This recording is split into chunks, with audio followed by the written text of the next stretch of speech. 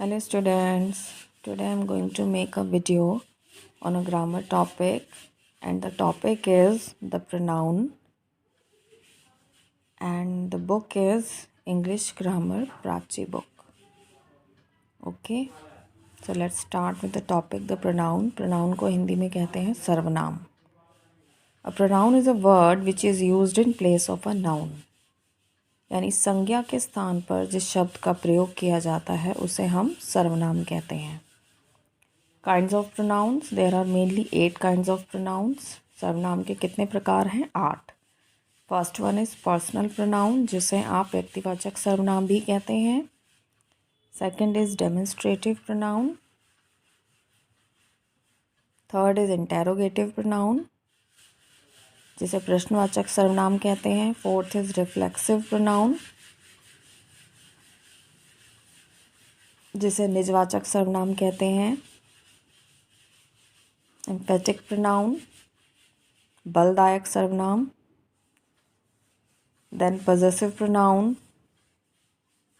जो ऑनरशिप को दर्शाता है कि कोई चीज़ किससे बिलोंग करती है. एंड इनडेफिनिट प्रोनाउन यानी अनिश्चयवाचक सर्वनाम. रिलेटिव प्रोनाउन यानी संबंधवाचक सर्वनाम.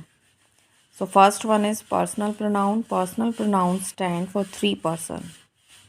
जो व्यक्तिवाचक सर्वनाम है वो 3 तरह से लोगों के लिए इस्तेमाल किया जाता है. 3 लोगों के लिए. The person speaking first person यानी जो व्यक्ति बात कर रहा है वो फर्स्ट पर्सन है जिसे प्रथम पुरुषवाचक सर्वनाम कहते हैं. Second the person spoken to यानी आप जिससे बात कर रहे हैं. द्वितीय व्यक्तिवाचक सर्वनाम and the person spoken of जिसके बारे में बात की जा रही है. The following names of animals taken in general are regarded as neuter nouns. They are referred to using it, its. जब एनिमल्स की बात की जाती है तो हम इट वर्ड का यूज़ करते हैं. When the gender of an animal is not specified, it takes a masculine pronoun. जब एक जानवर का जेंडर डिफाइन नहीं है तो हम उसके लिए मस्कुलाइन प्रोनाउन का यूज़ करते हैं. I saw a tiger in the jungle. He was sleeping. When the gender is specified, we use a pronoun considering the gender. और जब जेंडर स्पेसिफाइड होता है तो हम उसके लिए प्रोनाउन उसके जेंडर के अकॉर्डिंग यूज़ करते हैं. I saw a tigress in the jungle. She was sleeping. So tigress जो है आपका वो फेमिनाइन जेंडर है तो उसके साथ आपने शी प्रोनाउन का यूज़ किया है. Non living objects are regarded as neuter but nouns which stand for cars, trains, ships, aeroplanes etcetera are often referred by feminine pronoun. Non living objects को आप न्यूट्रल जेंडर में रखते हैं जिन्हें आप मस्कुलाइन या फेमिनाइन किसी भी कैटेगरी में नहीं रख सकते.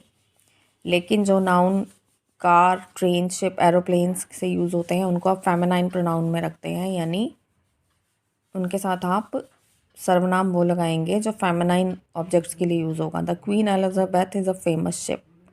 द क्वीन एलिजाबेथ के साथ यहाँ she sails from England every week. She pronoun का यूज़ किया गया है. उसे एक क्या कंसीडर किया गया है? Feminine pronoun.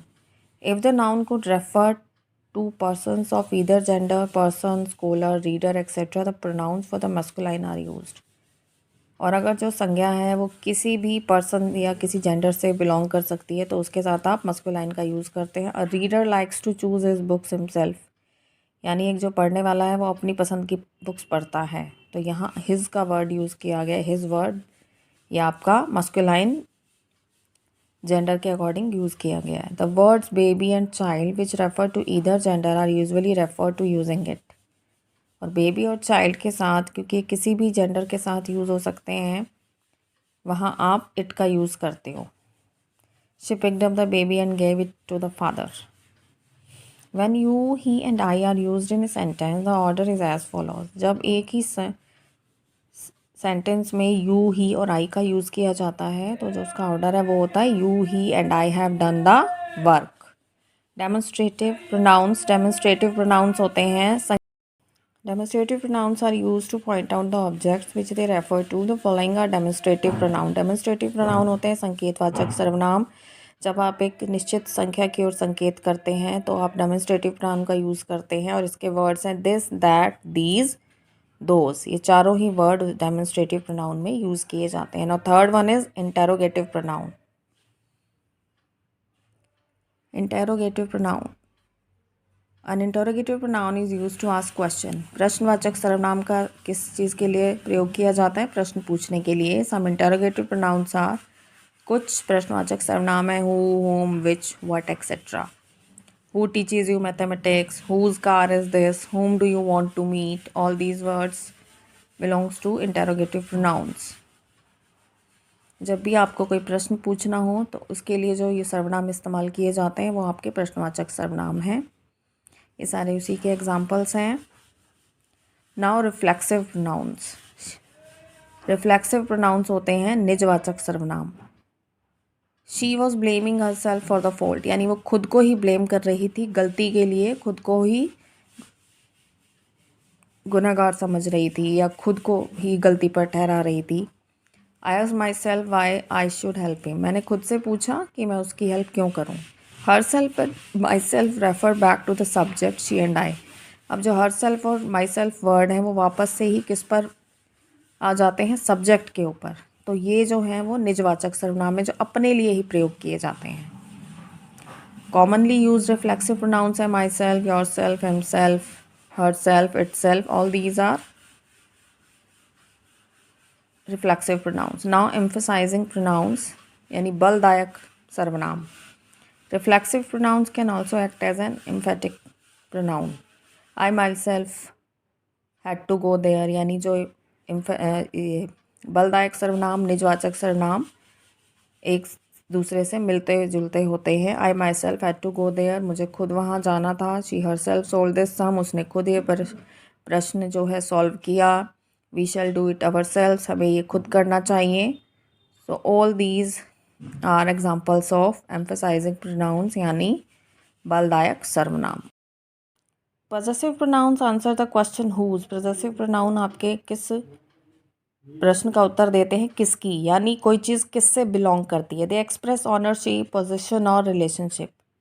वो आपकी ऑनरशिप को दर्शाते हैं, यानी कोई चीज़ किससे बिलोंग करती है, किसकी है। जैसे दीज बुक्स आर माइन, ये सारी बुक्स मेरी हैं। दैट हाउस इज़ देयर्स, ये घर उनका है।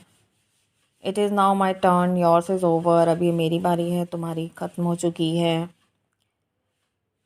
Now indefinite pronoun. इंडेफिनिट यानी अनिश्चयवाचक सर्वनाम।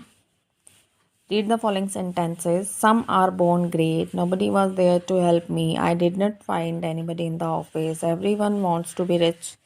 ये सभी अनिश्चयवाचक सर्वनाम के उदाहरण हैं। The highlighted words in the above sentences are pronouns. Such pronouns are called indefinite because they refer to person or things in a general way. Their identity is not defined. इसमें इनकी संख्या के बारे में कुछ निश्चित रूप से नहीं बताया गया है, इसलिए इन्हें अनिश्चयवाचक सर्वनाम कहते हैं। और जितने भी नीचे सेंटेंसेस हैं ये सभी उसके एग्जाम्पल्स हैं। And the noun last one is relative pronoun. Relative pronoun. Read the sentences given below. I met Pankaj, Pankaj had won the match. I have found the book, I lost the book. यहाँ आपको दो अलग अलग sentences दिख रहे हैं। Relative pronoun को हिंदी में कहा जाता है संबंधवाचक सर्वनाम। Now let us combine the above sentences. अब हम इन सेंटेंस को कंबाइन करेंगे। I met Pankaj who had won the match, यानी मैं पंकज से मिला जिसने अभी मैच जीता था। आई have found the book which I lost, मुझे वो बुक मिल गई है जिसे मैंने खो दिया था। Here the pronoun who and which relates to some noun which is used previously in the sentences. Such pronouns are relative pronouns. जो हु और विच हैं, जो दो सेंटेंस को ज्वाइन कर रहे हैं, इन्हें आप क्या कहते हैं? संबंधवाचक सर्वनाम। Some of the commonly use relative pronouns are whom, which, whoever, whichever and that. ये जो कॉमनली यूज़ किए जाते हैं संबंधवाचक सर्वनाम वो होते हैं whom, which, whoever, ever, whichever and that.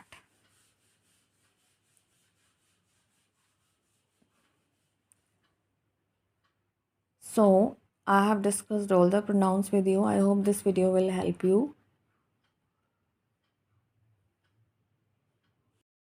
Now I'm going to share two bookwork of the topic pronoun. Exercise 2, underline the pronoun in the following sentences and right it's kind. यानी आपको underline करना है sentences में pronoun को और उनकी जो kind है, किस प्रकार का सर्वनाम है, वो आपको बताना है। One should do one's best, जो वन है उसको अंडरलाइन किया गया है, यह है इंडेफिनिट प्रोनाउन, अनिश्चयवाचक सर्वनाम। I shall try to help him, यहाँ हिम जो है वो पर्सनल प्रोनाउन है। You should help yourself reflexive pronoun है। Anybody can do that, anybody indefinite pronoun है। Where is your brother, your personal pronoun है। Everyone wants to be rich, ये everyone indefinite pronoun है। This pen is mine, that is yours, ये demonstrative pronoun है। Nobody was there to help me, ये indefinite pronoun है। The children have eaten all the cake, there is none left. So the right underline word is none. None एक indefinite pronoun है। Let them do it themselves, and themselves एक reflexive pronoun है। इस book work में एक से ज़्यादा भी प्रोनाउन हो सकते हैं एक सेंटेंस में, लेकिन यहाँ सिर्फ मैंने एक ही सर्वनाम को, एक ही प्रोनाउन को अंडरलाइन किया है टू अवॉइड द कन्फ्यूज़न।